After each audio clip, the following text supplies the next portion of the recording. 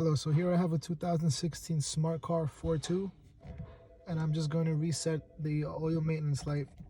So to do this, we will use the steering wheel, this OK button, and these directional buttons. So basically what you would want to do is cycle through this menu until you get the message center.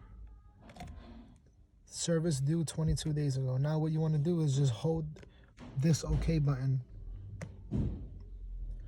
Hold it down. It's going to take a while, but this will begin to flash.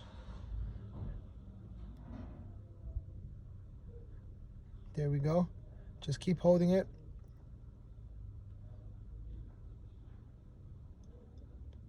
It's going to take a while.